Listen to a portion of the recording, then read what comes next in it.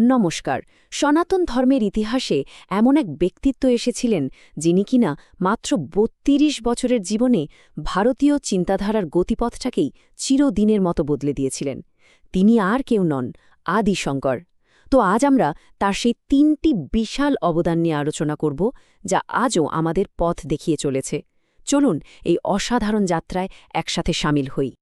একবার ভাবুন তো, যে বয়সে আজকে তরুণীরা নিজেদের কেরিয়ার নিয়ে সবে ভাবতে শুরু করে, ঠিক সেই বয়সে একজন যুবক কিভাবে একটা গোটা ধর্মকে নতুন করে জাগিয়ে তুলতে পারেন। এটাই কিন্তু আদি শঙ্করের সেই বিস্ময়কর কাহিনী। তার কাজ শুধু বিশালই ছিল না, ছিল সময়ের থেকে অনেক অনেক এগিয়ে। শঙ্করের অবদানের গভীরে যেতে হলে আমাদের সবার আগে তার জ্ঞানের ভিত্তিটা বুঝতে হবে। আর সেই ভিত্তি হল তার লেখা ভাষ্য, মানে গভীর বিশ্লেষণমূলক টিকা। এগুলো কিন্তু শুধু সাধারণ কোনো ব্যাখ্যা ছিল না, ছিল প্রাচীন জ্ঞানকে একেবারে নতুন আলোয় দেখার একটা বিপ্লবী প্রচেষ্টা। দেখুন, হিন্দু দর্শনের ৩টে মূল গ্রন্থকে একসঙ্গে বলা হয় প্রস্থান ত্রয়ী। এগুলোকে দর্শনের ৩টে স্তম্ভও বলতে পারেন।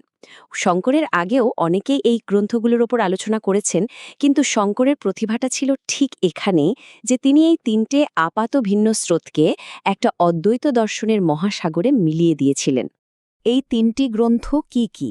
উপনিষদ, যা পরম সত্যের কথা বলে; ব্রহ্মসূত্র, যা সেই সত্যকে যুক্তির মাধ্যমে প্রতিষ্ঠা করে; আর ভগবদ্গীতা, যা সেই জ্ঞানকে কর্মের পথে কি করে কাজে লাগাতে হয় তা শেখায়। শঙ্করই প্রথম তার ভাষ্যের মাধ্যমে দেখিয়েছিলেন যে এই ৩টে গ্রন্থের মূল বার্তা কিন্তু একটাই, আর সেটা হল অদ্বৈত বা একমেবা দ্বিতীয়াম, অর্থাৎ ব্রহ্মই একমাত্র সত্য। এর মধ্যে ব্রহ্মসূত্রের ওপর লেখা তার ভাষ্যটিকে তো অদ্বৈত বেদান্তের একেবারে মেরুদণ্ড বলা হয়। এখানেই তিনি অকাট্য যুক্তি দিয়ে প্রতিষ্ঠা করেন যে অদ্বৈতই হল বেদের চূড়ান্ত সিদ্ধান্ত। এটা এমনই এক গভীর তাত্ত্বিক কাজ, যা হাজার বছর পরেও দার্শনিকদের পথ দেখিয়ে চলেছে। কিন্তু জ্ঞান শুধু পুঁথির পাতায় আটকে থাকলে তো চলবে না, তাই না? তাকে বাঁচিয়ে রাখার জন্য একটা শক্তিশালী কাঠামো দরকার। চলুন এখন দেখি শঙ্কর কিভাবে একজন দূরদর্শী সংগঠকের মতো তার দর্শনকে প্রাতিষ্ঠানিক রূপ দিয়েছিলেন। শঙ্কর এটা খুব গভীরভাবে উপলব্ধি করেছিলেন যে দর্শনকে যদি প্রজন্মের পর প্রজন্ম বাঁচিয়ে রাখতে হয়, তবে তাকে একটা জীবন্ত ঐতিহ্যে পরিণত করতে হবে। আর ঠিক এই ভাবনা থেকেই জন্ম নেয় তার দ্বিতীয় মহান অবদান, মঠ প্রতিষ্ঠা। এটা ছিল তার সাংগঠনিক প্রতিভার এক অসাধারণ নিদর্শন। তিনি ভৌগোলিকভাবে গোটা ভারতকে এক সুতায় বাঁধার জন্য দেশের ৪ কোণায় ৪টি মঠ স্থাপন করেন। দক্ষিণে কর্ণাটকের শৃঙ্গেরি, পূর্বে ওড়িশার পুরী, পশ্চিমে গুজরাটের দ্বারকা আর উত্তরে উত্তরাখণ্ডের জ্যোতির্মঠ। এই ৪টি মঠ আজও সনাতন ধর্মের ৪টি দুর্গের মতো দাঁড়িয়ে আছে, যা হাজার বছর ধরে তার দর্শনকে প্রচার ও রক্ষা করে চলেছে। আর এখানেই শেষ নয়, আরও একটা আশ্চর্যের ব্যাপার আছে। প্রতিটি মঠকে উপনিষদের একটা করে মহাবাক্য বা মহানুক্তি দেওয়া হয়েছিল। যেমন ধরুন, শৃঙ্গেরি মঠের মহাবাক্য হল অহং ব্রহ্মাস্মি, যার মানে হল আমি ব্রহ্ম। এই গভীর উক্তিগুলোই সেখানকার সাধকদের ধ্যানের মূল ভিত্তি হয়ে ওঠে আর তাদের আত্ম উপলব্ধির পথে চালিত করে।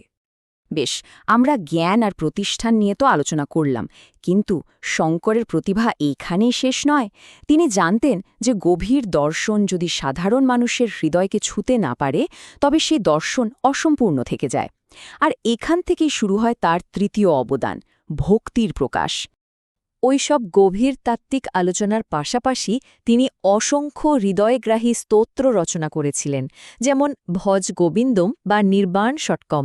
এই স্তোত্রগুলো ছিল সুর আর কবিতার মাধ্যমে অদ্বৈতের মতো কঠিন সত্যকে খুব সহজভাবে প্রকাশ করার একটা উপায়। তিনি দেখিয়েছিলেন যে জ্ঞানের পথ আর ভক্তির পথ আসলে আলাদা নয়, বরং একে অপরের পরিপূরক। যেমন ধরুন, নির্বাণ ষটকমের এই বিখ্যাত লাইনটা, চিন্ময়ানন্দ রূপহ শিবোহম শিবোহম, যার মানে হল আমি চৈতন্য এবং আনন্দরূপী শিব, আমি সেই পরম সত্তা। এই ধরনের স্তোত্রগুলো অত্যন্ত সাহসের সাথে আত্মার আসল স্বরূপ ঘোষণা করে, যা যুক্তির জগৎ পেরিয়ে সরাসরি আমাদের হৃদয়কে স্পর্শ করে। সুতরাং মূল কথাটা কি দাঁড়ালো? শঙ্কর কেবল একজন জ্ঞানী দার্শনিক ছিলেন না, তিনি ছিলেন একজন পূর্ণাঙ্গ আচার্য, যিনি জ্ঞান, কর্ম আর ভক্তির মধ্যে এক অদ্ভুত সমন্বয় তৈরি করেছিলেন।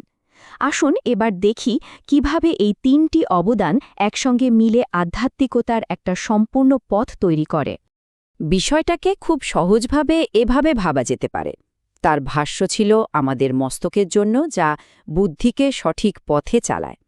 তার প্রতিষ্ঠিত মঠ ছিল দেহের জন্য, যা আমাদের কর্মকে সঠিক দিশা দেখায়। আর তার স্তোত্র ছিল হৃদয়ের জন্য, যা ভক্তি আর আবেগকে উঁচুতে নিয়ে যায়। এভাবেই তিনি মাথা, শরীর আর হৃদয়, মানুষের গোটা সত্তার জন্যই একটা পূর্ণাঙ্গ পথ দেখিয়ে গেছেন। এখানে একটা কথা বলে রাখা ভালো, এই আলোচনার বিষয়বস্তু আদি শঙ্করের জীবনের একটা ঝলক মাত্র, এবং এটা তার দিব্য জীবনের ঘটনাবলীর কোনো সম্পূর্ণ বিবরণ নয়। দর্শকরা আরও বিশদভাবে জানার জন্য তার জীবনীর মূল গ্রন্থগুলি অধ্যয়ন করতে পারেন। আমাদের সাথে আদি শঙ্করের এই জ্ঞানগর্ভ আলোচনায় অংশ নেওয়ার জন্য আপনাকে অনেক ধন্যবাদ। জ্ঞানকোষ হল একটি বহুভাষিক চ্যানেল, যেখানে আমরা ইংরেজি, হিন্দি, মারাঠি, তামিল, বাংলা এবং গুজরাটি ভাষায় আধ্যাত্মিক জ্ঞান ভাগ করে নিই। আর খুব শীঘ্রই আরও অনেক প্রধান ভাষাও আসছে। আমাদের লক্ষ্য হল সনাতন ধর্মের অমূল্য ভাণ্ডারকে আপনাদের কাছে সহজ, স্পষ্ট আর অর্থপূর্ণভাবে পৌঁছে দেওয়া। আমাদের চ্যানেলে আপনারা শ্রীমদ্ ভাগবতম, ভগবদ্গীতা, মহাভারত, ললিতা সহস্রনাম, দেবত্তিন কুরল বা ঈশ্বরের কণ্ঠ, আদি শঙ্করের দিব্য জীবন, বাংলার সাধকগণ এবং মহারাষ্ট্রের সাধকগণের ওপর প্রতিদিন বিভিন্ন আলোচনা পাবেন, আর এই সব কিছুই বিভিন্ন ভাষায় উপলব্ধ। যদি আমাদের বিষয়বস্তু আপনাদের মূল্যবান বলে মনে হয়, তবে দয়া করে জ্ঞানকোষে সাবস্ক্রাইব করুন, যাতে আমাদের প্রতিদিনের ভিডিওর খবর আপনাদের কাছে পৌঁছে যায়। লাইক, শেয়ার করতে আর এই দিব্য জ্ঞান আপনার পরিবার, বন্ধু এবং সম্প্রদায়ের সাথে ছড়িয়ে দিতে ভুলবেন না। আসুন আমরা সবাই একসঙ্গে সনাতন ধর্মের আলোকে উজ্জ্বল রাখি।